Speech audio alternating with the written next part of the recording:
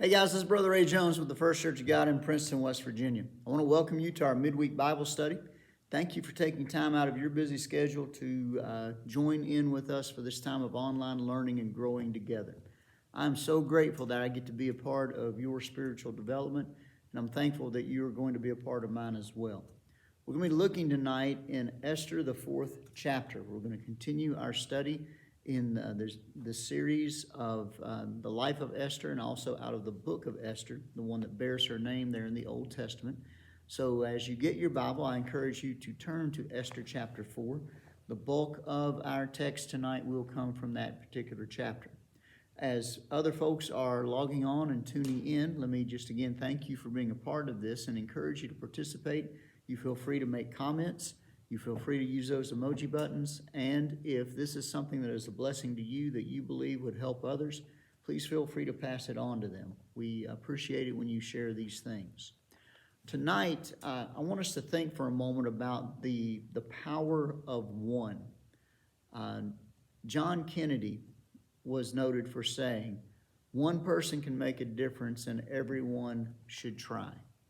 It is very, very true how much one person really can change things. Back in 1968, while working in a refugee camp on the border of Bangladesh and Burma, Dr. David Nayland discovered a breakthrough treatment for patients suffering from diarrhea. He realized that giving patients water mixed with the right concentration of salt and sugar would rehydrate them, and at the same rate in which they lost water.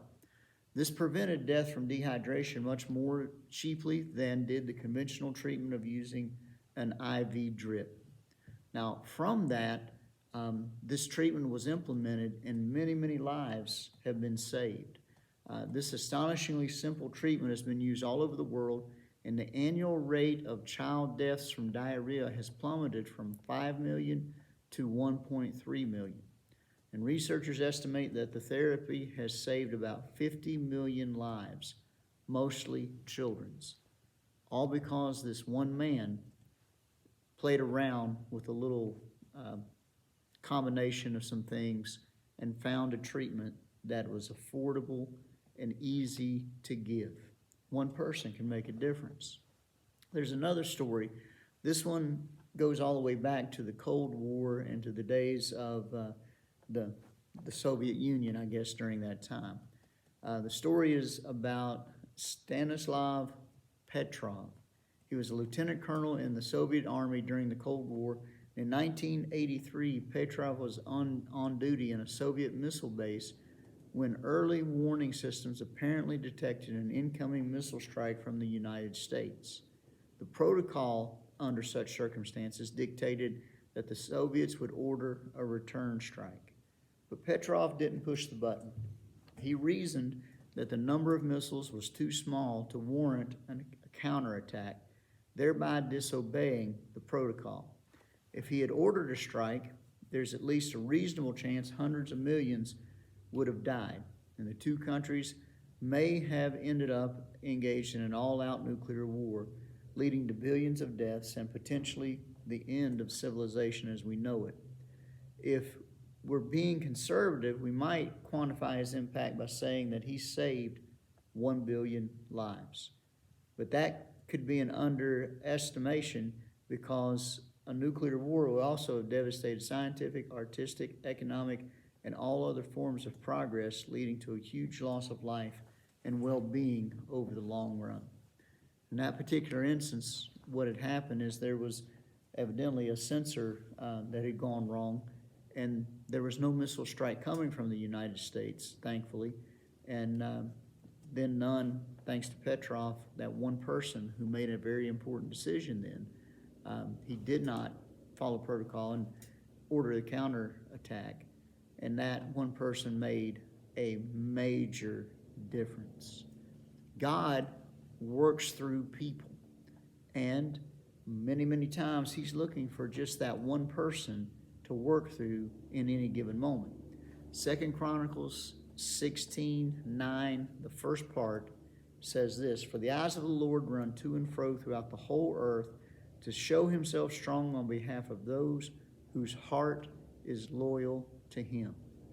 Throughout Scripture, we have all kinds of accounts of how God worked through a person who had a willing heart.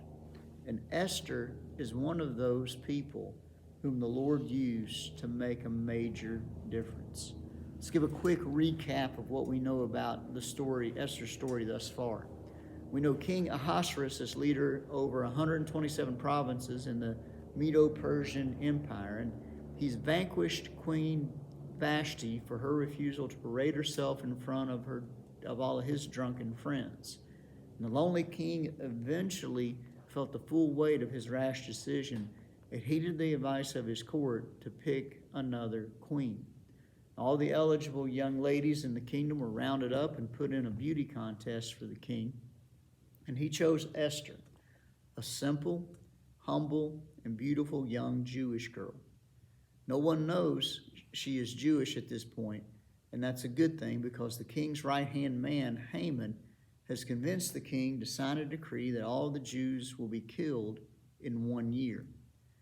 We left off last week with the following going on. Esther, the 3rd chapter, the 15th verse, the couriers were sent out, hastened by the king's command, and the decree was proclaimed in Shushan the citadel.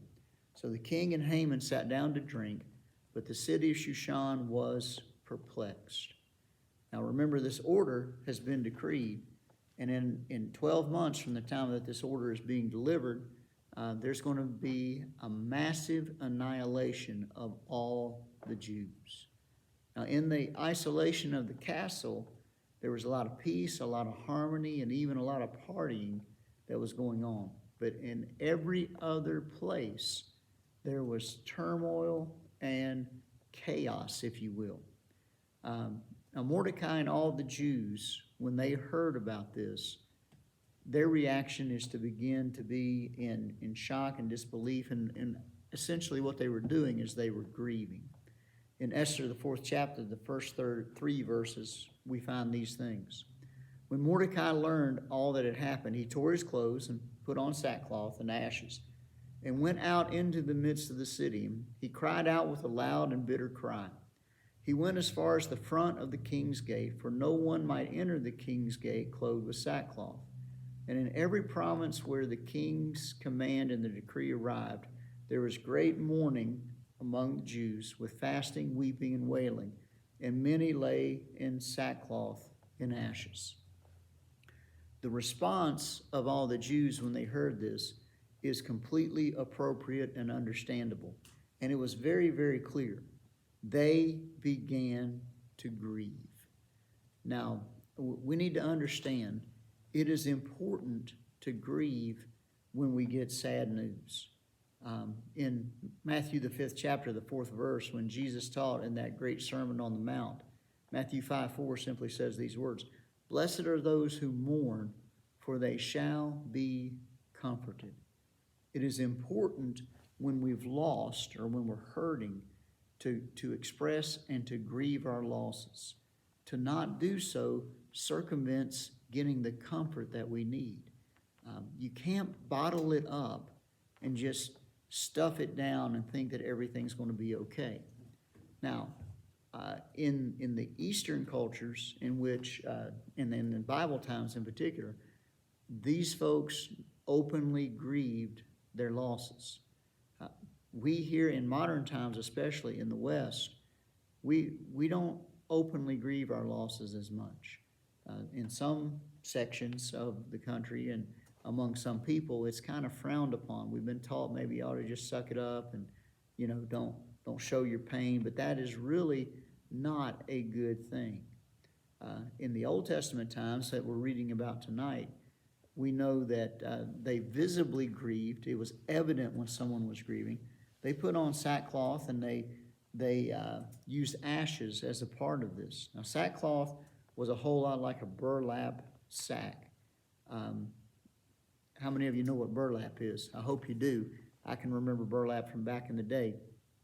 And if you understand what burlap is, it is not something that is very, very comfortable, okay? And when they put on sackcloth, that would basically be like taking a burlap sack, cutting out a hole for your head and two holes for your arms, and draping it over you, and that covered your body for a while. Well, you would stand out, and you wouldn't be very comfortable. Of course, you probably wouldn't care at that point because on the inside you weren't comfortable anyway, and this was an outward way of showing that on the inside you were struggling. Now, sitting in ashes or putting ash on your face and in your forehead was an outward showing also of inner grief. It was just a way to signify to those around you what was going on. And that was perfectly acceptable, and honestly, it should be acceptable today. I'm not saying that you should rather go run around in sackcloth and have to put ashes on your face in order to show people that you're grieving. But it's okay if people see that you're sad, that you're struggling. Grieving is okay. And we need to learn how to grieve openly here in this Western world. There was a very clear response among the Jews when they heard what was about to happen or was going to happen in 12 months. They grieved their losses. Well, as we read on in the story, Esther, who is queen and also a Jew, is in the castle. She's kind of insulated from all this that's going on, but she got word about it as we pick it up in verse 4.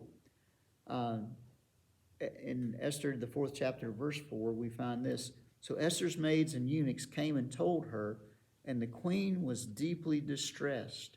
She sent garments to clothe Mordecai and to take his sackcloth away from him, but he would not accept them. Now, at this point, Esther really doesn't know exactly what's going on. All that she is told is that her cousin, who was at one time also her guardian, is out there just outside the court of the king, as far as he can come in. And he's got sackcloth, he's clothed in sackcloth, he's got ashes on his face and on his head.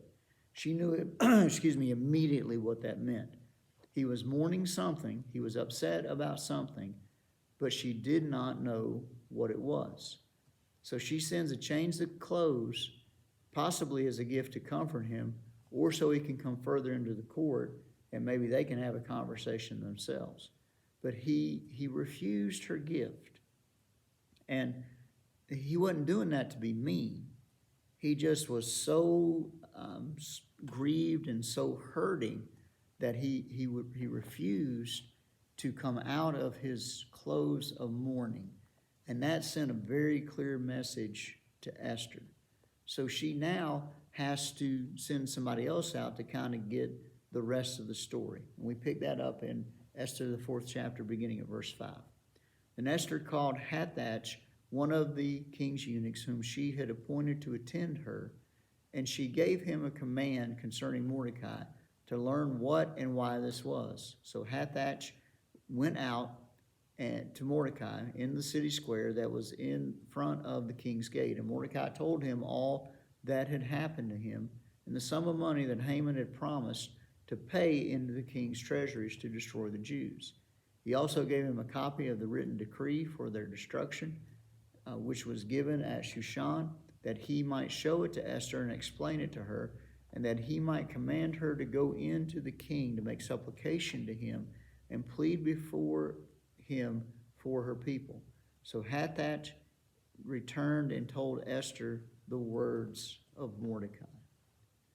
So there really was definitely something going on that was worthy of the grieving that Mordecai was demonstrating. And as Hathach goes out and gets this story, he returns to Queen Esther to tell it to her. And Mordecai was very careful to substantiate everything that he was saying. This wasn't hearsay. This just wasn't a rumor. He had documentation to prove what was going on. And to some degree or another, Mordecai was positioned in such a way to be very aware and give firsthand account of some of the details because he was a part of the king's court as well. Well, here is Esther's response in verses 10 through 12. And Esther spoke to Hathach and gave him a command for Mordecai. All the king's servants and the people of the king's provinces know that any man or woman who goes into the inner court to the king, who's not been called, he has but one law: put all to death, except the one to whom the king holds out the golden scepter, that he may live. Yet I myself have not been called to go in to the king these 30 days. So they told Mordecai Esther's words. So look at what's going on at this point. Mordecai knows that the order that's been given out is going to result in the annihilation of his people, which includes Esther. Esther knows she's a Jew, but at Mordecai's direction, she's not told anybody else that point of information as of yet. And he is appealing to the queen, to his cousin, if you will, and to a Jewish woman who is in a high position of authority and influence, to go and plead for her people and, quite honestly, for herself. And we're going to see that play out a little bit longer. But Esther gives a very important fact to be considered in this. The king was the king, and you didn't go see the king unless he called for you.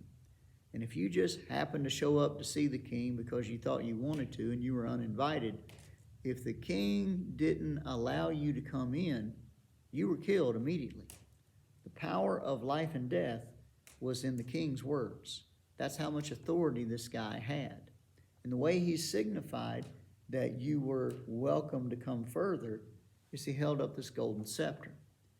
Now, if he didn't hold up that golden scepter, there was just one thing that was going to happen. The executioner was about to take you out immediately.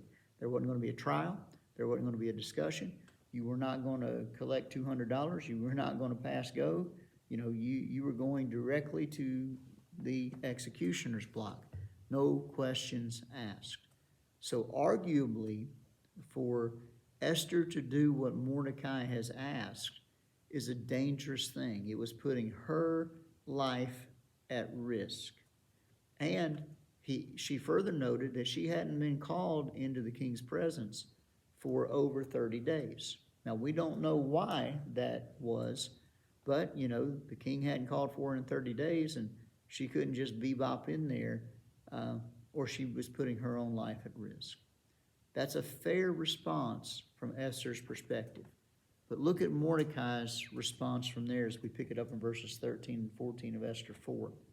Mordecai told them to answer Esther, "Do not think in your heart that you will escape in the king's palace any more than any other of the Jews.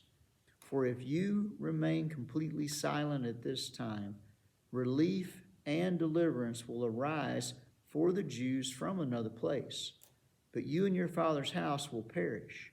Yet who knows whether you have come to the kingdom for such a time as this?" The response of Mordecai, to Esther is pretty clear. Hey, I know this is putting you, I understand, that this is putting you in a dangerous situation. But you need to understand, you're Jewish also, and you're not going to escape the decree of the king. Basically, he's saying, you know what, I've told you before that you need to keep your mouth shut about being Jewish.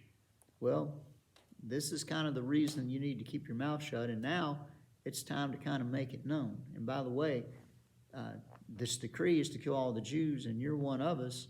That means you're going to die too. And if that happens, when that happens, if this is how this played out, then your father's name and your family's name would end right then and there. He was stating a fact and calling to attention the fact that she was not safe either. Well, he goes on to say this: if you don't act, you know what? God's a big God.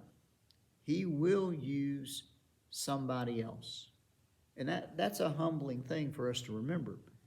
God can use anybody, and he will use anyone whose heart is open to him. We read from 2 Chronicles 16:9 that he is searching. He's going all over the earth looking for people who have a heart towards him. So there are other people that God may very well use to do his bidding. But the thing is, we want to be that person. And what Mordecai is trying to appeal to Esther about is, you need to be that person in this particular case. And by the way, he goes on further to say this: could it not be that God has placed you here just for this purpose? In other words, Esther, you're getting the benefit of being the queen. You are enjoying a lot of things. And yeah, it was a big change for her, and she was taken from her family. And not that this was easy for her to step into, but for whatever it's worth, God chose her and ordained that she be in this position. And Mordecai is simply saying, you know what? This may be the very reason that God has allowed you to be in this position. Well, those are challenging words. You know, Esther might have had no clue up to this point why God would take little old her, so to speak, and put her in this exalted place. But the story is becoming pretty clear, and that purpose that Mordecai is appealing to makes a whole lot of sense. He's basically saying, Esther, you have the opportunity to save all of your people, not just yourself, but all of us. And we need you to step up and do this. Well, Esther's reply is worth noting. We pick it up in verses 15 through 17 of Esther 4. And Esther told them to reply to Mordecai, go and gather all the Jews who are present in Shushan and fast for me, neither eat nor drink for 3 days, night or day, and my maids and I will fast likewise. And so I will go to the king, which is against the law, and if I perish, I perish. So Mordecai went his way and did according to all that Esther commanded him. We see from these words and from these verses that Mordecai's words stirred up something within Esther. She was challenged to rise to the occasion, and Mordecai played a pivotal role in challenging her. By the way, thank God for the people whom God puts in our lives to challenge us to rise up to something more than what we would be had we not been challenged. But then Esther has the nerve, the faith, the courage to respond in faith and say, all right, I'm going to do this. But before I do this, I'm going to need some help. You go get the people here in the immediate area, our Jewish friends, our Jewish brothers and sisters, to fast and pray. Now, God, again, is not mentioned here or anywhere else in this book, but his hand is all over this. They're fasting and praying to God. And Esther and her court will do the same thing. And they're going to seek God's face and his favor before Esther proceeds to go and do what must be done. In asking Mordecai and the people to fast and pray and confirming that she and her maids would fast and pray, she was acknowledging her realization that she needed a power that's higher than the king of Persia, than King Ahasuerus. She's going to the King of Kings. My friends, this is something we need to keep in mind. There are powers in this world that we are to be subject to, and they wield some significant power. But there's one who is greater than all. It is God Almighty who rules above all in heaven. And any earthly king, any earthly kingdom, any earthly political leader, any earthly political power, as powerful as it may be in this world, their power is limited and it is temporary. Only God's authority reigns supreme.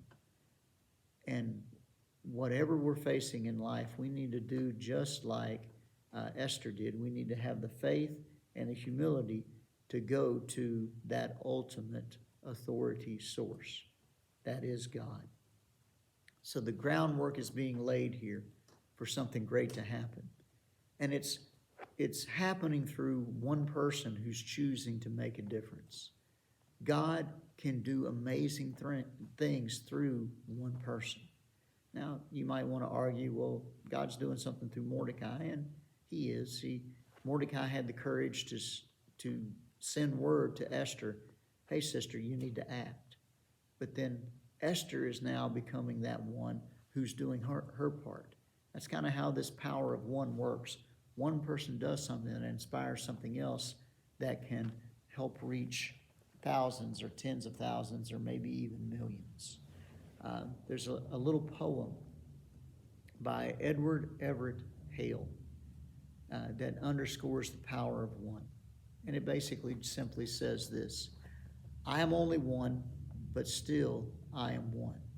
I cannot do everything, but still I can do something.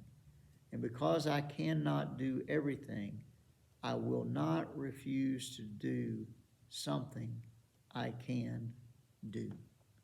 Take careful note of that. And because I cannot do everything, I will not refuse to do something I can do. None of us can save the world. None of us can turn all of a community around by ourselves, but we can do something. I know it's very easy to get overwhelmed with the immensity of the need in our world. You turn on the news, you log on the internet, there's a lot of trouble, there's a lot of difficult things going on. There are a lot of hungry people, there are a lot of hurting people. And if we're not careful, we can become guilty or prey to, not guilty of, but we can fall prey to what is called compassion fatigue, where we hear about so many things going on that we're just worn out and we tune it all out. Well, my friends, I don't want us, nor does God want us to be overwhelmed with how big the needs are. But maybe God does want us to look at something that we can do that will make a difference, at least for one other person. And for all we know, it may make a difference for a whole lot of other people. You can't feed all the hungry people in the world, but you might be able to help one person you know who's struggling in the moment. You can't comfort everyone who's grieving in the world, nor does God expect you to. But you can be used of the Lord to comfort a friend in their time of loss. One person can make a difference, and you can be that one person. Thank you for your time and attention tonight. I hope you've received a blessing from this. God bless you, and I look forward to catching up with you next week as we continue this study.